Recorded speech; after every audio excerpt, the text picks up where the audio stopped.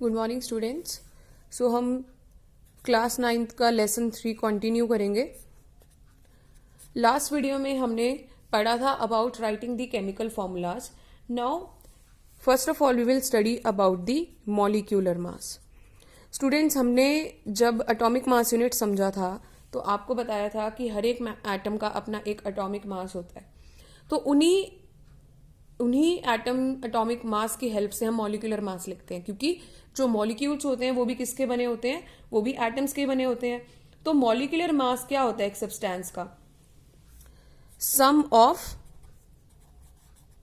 The atomic masses of all atoms in a molecule of a substance। कोई एक substance है, कोई भी हमारे पास एक सब्सटेंस है, तो उसके अंदर जितने भी एटम्स हैं उनके अगर हम एटॉमिक मासेस को टोटल कर दें then it comes out to be molecular mass. ठीक है, जैसे एक मॉलिक्यूल हम लेते हैं सिंपलेस्ट वाटर।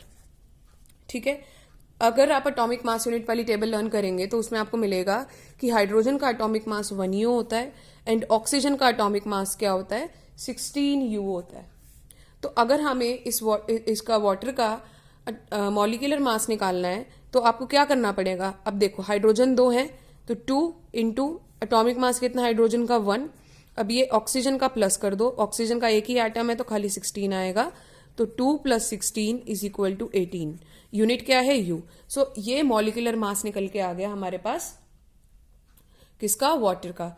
ऐसे ही हम और सब्सटेंसेस का निकाल सकते हैं, जैसे कार्बन डाइऑक्साइड। कार्बन का जो एटॉमिक मास होता है दैट इज 12U। ऑक्सीजन का atomic mass is 16U। So 1 atom of carbon means only 12, then plus, क्योंकि नेक्स्ट एटम स्टार्ट हो गया ऑक्सीजन, 2 ऑक्सीजन के 2 एटम्स हैं, into 16। So 12 + 32 is equal to 44U। तो हमारे पास कार्बन डाइऑक्साइड का जो मॉलिक्यूलर मास है वो कितना आ गया? 44U। तो इस तरीके से हम डिफरेंट मॉलिक्यूल्स के जो मॉलिक्यूलर मास है वो हम निकाल सकते हैं। जैसे हम और एग्जांपल ले लेते हैं। मान लो आपके पास Na2O है, सोडियम का एटॉमिक मास होता है 23U, ऑक्सीजन का एटॉमिक मास होता है 16U। तो 2 × 23 हो जाएगा, प्लस में 16, 46 + 16 कितना आ गया ये? 62U। तो इस तरीके से जो है आप मॉलिक्यूलर मास को निकाल सकते हो। अब एक चीज और हमें समझनी है कि हमने जो ये सोडियम ऑक्साइड क्योंकि आयंस बना सकता है। सोडियम जो है वो Na+ और ऑक्साइड जो है वो O2-, ये आयंस बना सकता है। तो इनके लिए जो है हम एक और टर्म बेटरली यूज कर सकते हैं, फॉर्मूला यूनिट मास। तो फॉर्मूला यूनिट मास जो होता है that is same as the molecular mass, but it is mainly used for those substances whose constituents they are ions।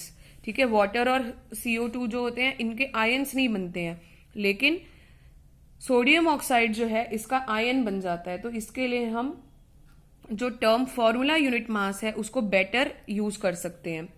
ठीक है, एंड जैसे एक और एग्जांपल है NaCl। NaCl में sodium again mass is 23U and chloride का होता है 35.5U।